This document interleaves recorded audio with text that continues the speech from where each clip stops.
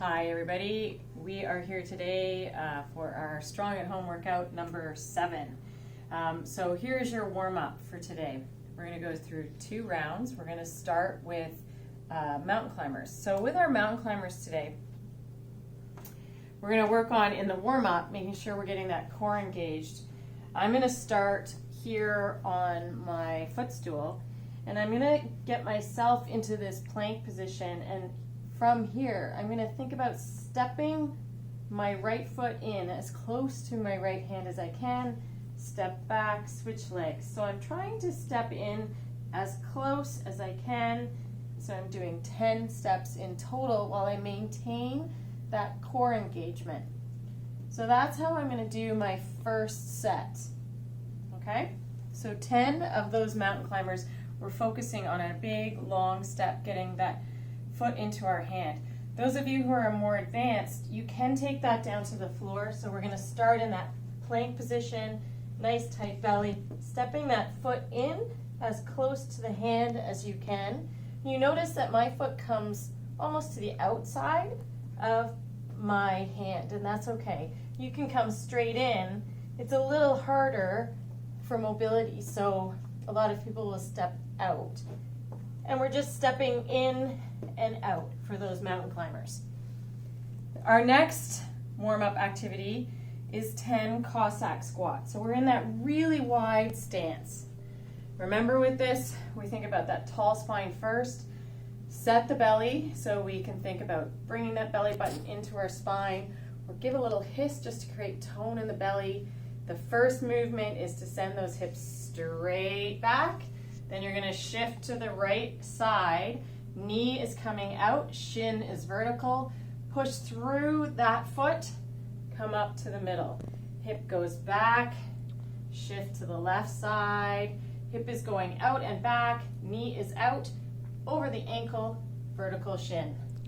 So that would be 2, and this would be 3, 4, 5, and so on. So 10 Cossack squats.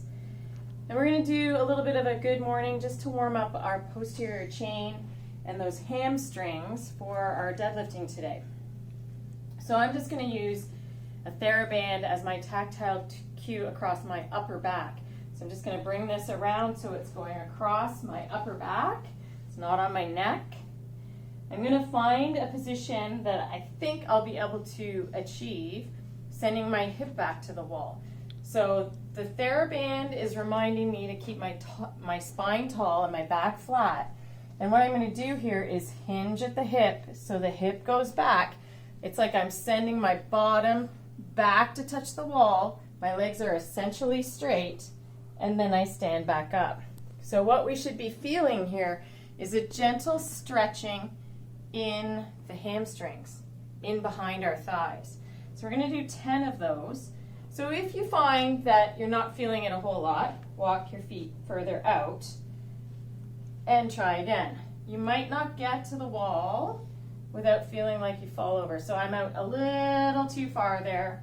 So I need to inch my feet back and send my hip to the wall, keeping my back flat, my chest up, and my legs are essentially straight. There's a very tiny softening of the knees just as my hips hit the wall. So really, I should be feeling some stretching through that hamstring. Low back and belly stays engaged for that the whole movement. Then the next thing we're going to do is 10 calf raises and 10 toe raises. So feet are right underneath your hips. You're just going to come up onto your toes 10 times.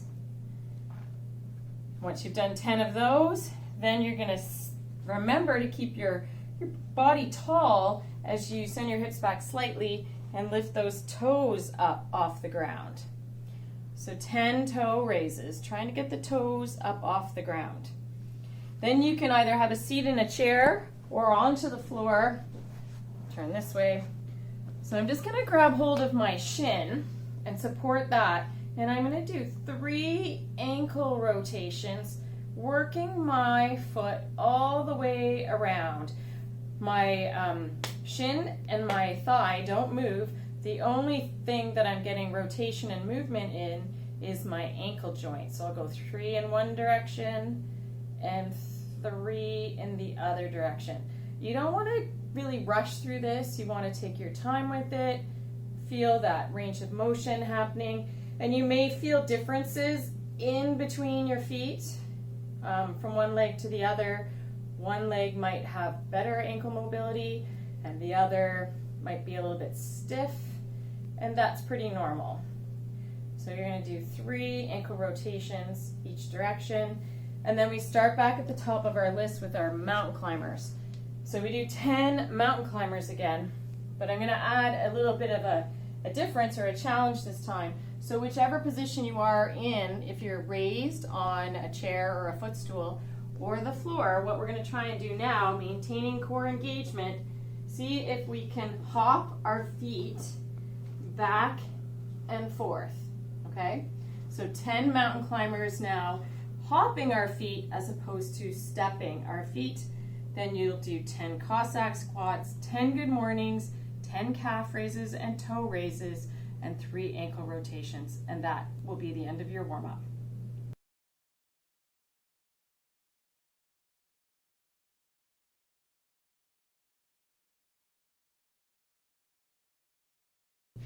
Okay, and now we are on to the strength focus for today's workout. So our strength exercise today, we're just going to work on one. We're going to work on our sumo deadlift. Now remember, our sumo deadlift is how we safely pick anything up from the ground. And some of us have different range of motion about our hips. So for some of us, we may not be going right to the ground every time. We're aiming to go to mid-shin. In my case, I've got a bucket. The bucket is fairly tall where my hands are going to rest on the bucket.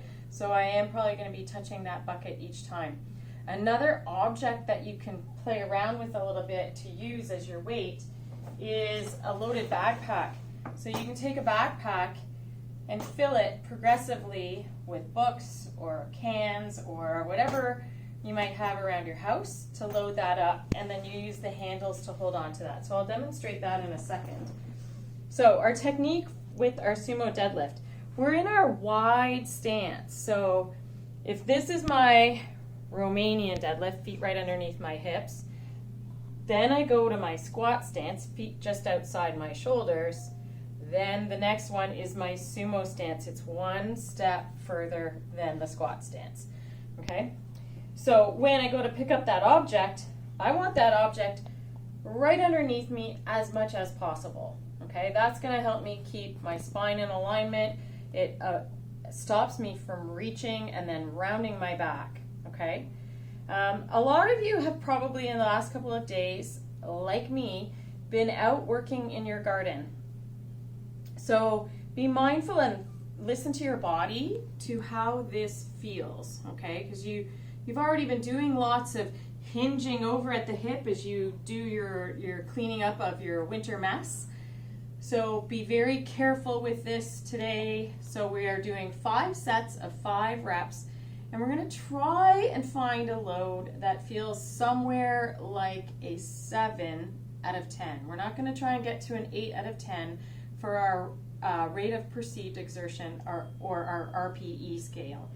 Remember that scale that I talk about is a scale of 1 to 10. 10 is the hardest thing ever. 1 is like nothing at all. And for our health benefits, we want to be working somewhere between a 5 and an 8. So today we're not going to go any heavier than a 7.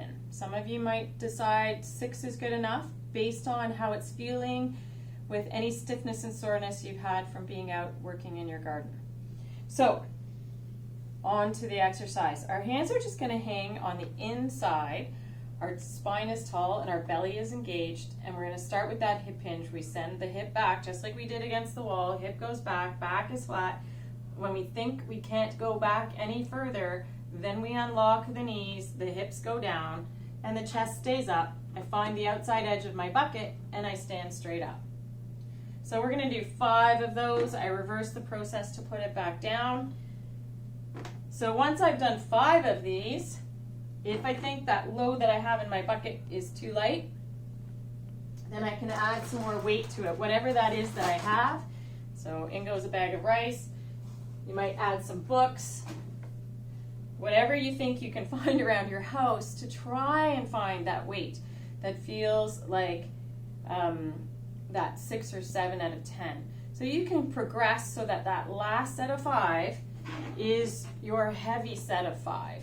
Making sure we're standing straight up, nice tall spine, flat back throughout that movement. That belly has to stay engaged the whole time. As you do this, make sure you have at least 1 to 2 minutes of rest between your 5 reps, okay? That rest is really important. That's when we get the strength gains. If we keep trying to do our exercise with very little rest, we're not going to have a lot of gains in our strength. And that is your strength focus for today.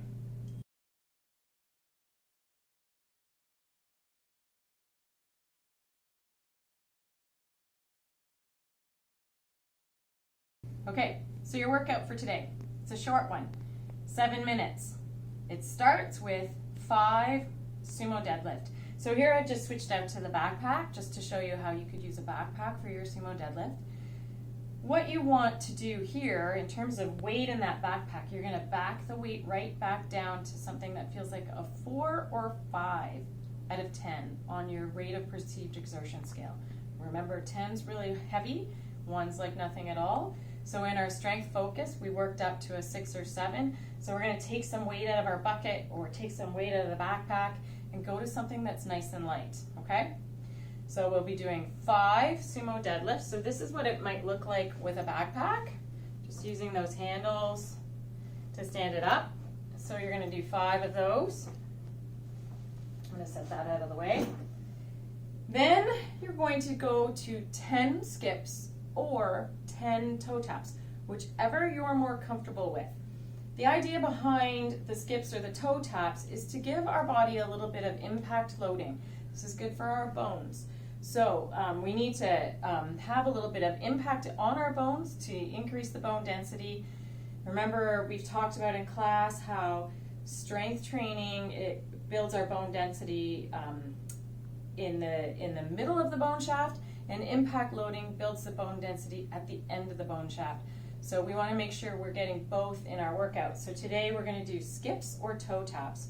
So skips, we haven't done this before. Imagine that you're skipping rope. You've got an imaginary skipping rope in your hand. And so 2 ways that we can skip rope. Jumping with 2 feet. So some of you might choose 10 skips just jumping with 2 feet. Some of you might choose to sort of gallop skip or pony skip, or it's like a jog in place. So that would be 10 skips. Some of you might feel more comfortable with that toe tap. So you can give yourself a target for your toes and just toe tap. And if you can, try and hop the feet in and out. Whichever you're most comfortable, but we're basically getting some unweighting of the body and then the body landing. That gives us some of that impact. So 10 skips or 10 toe taps, whatever makes you more comfortable. Then we're going to go to mountain climbers. For these, I'm going to suggest you all go to that higher height because we're going to work on that hopping in and out version of our mountain climber. There are some of you that I know can do it from the floor. And if you want to give it a go on the floor, then absolutely go ahead. So what we're after here, so we're in that plank, feet are going to be out, and I'm going to hop my feet in and out, getting my feet as close to my hands as I can. So I unweight my body, and I get some impact when my body lands. So some of you, you might not get your hand or your feet that close to your hands. It might look more like this, but that's okay. So you're going to do 20 mountain climbers, and then you're back to your 5 sumo deadlift. When you come back to that 5 sumo deadlift, take a moment, get your breathing under control.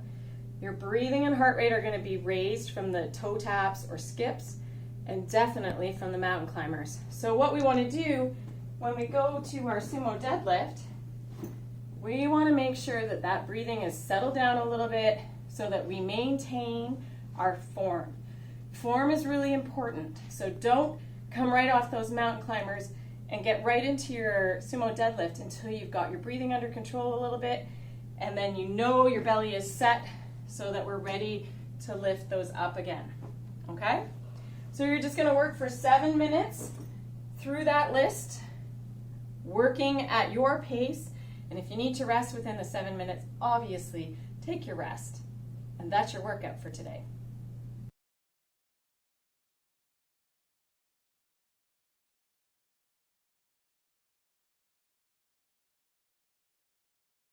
A little bit of mobility work that we're going to take a look at today, mostly involving our calves. So we're going to do a 2-position calf stretch. So we can come back to that footstool.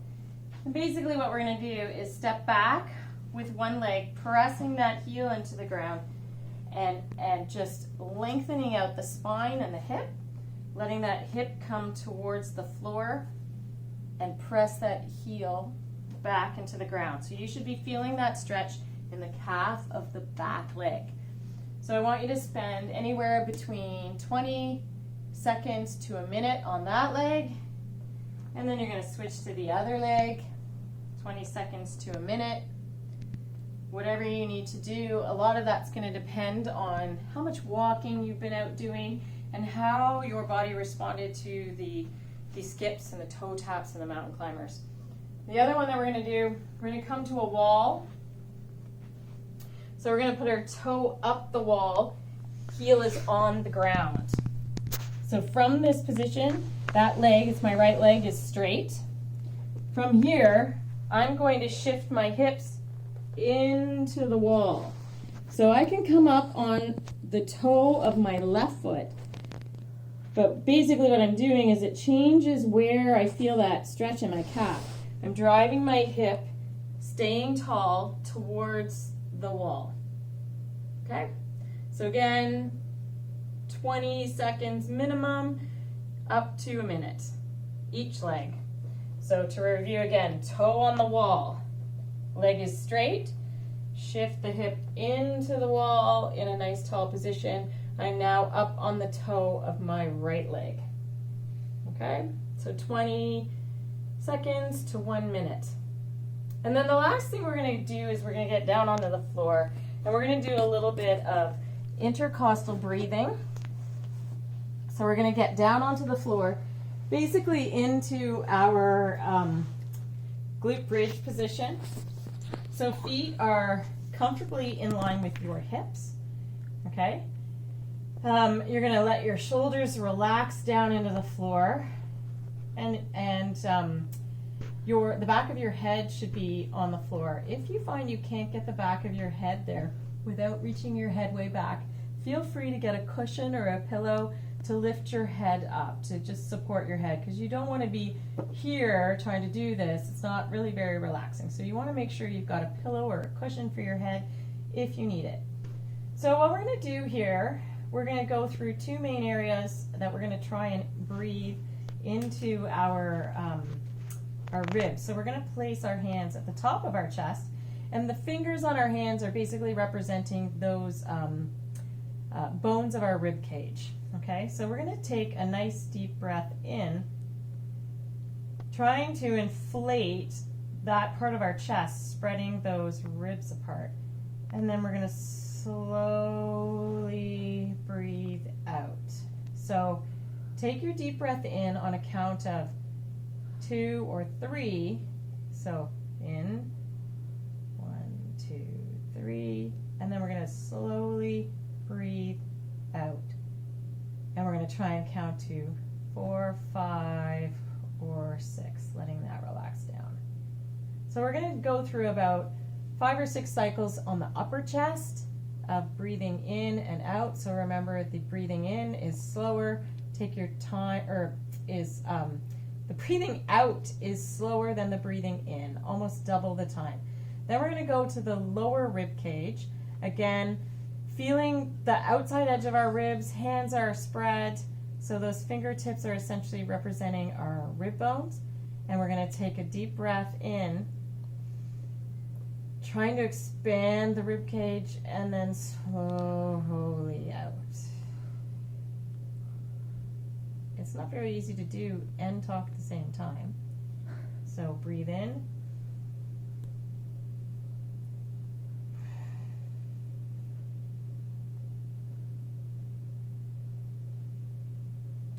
Breathe in.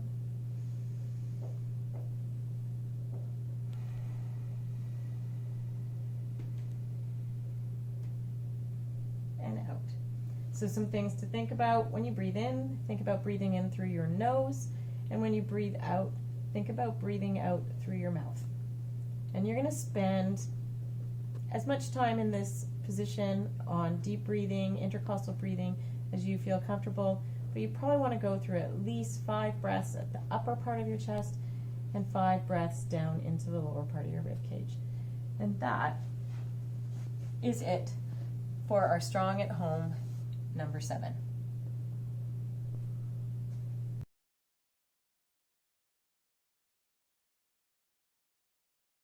I also need to remember to tell you this.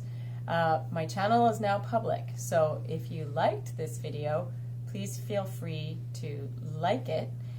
And if you haven't subscribed already, make sure you click subscribe. Thanks.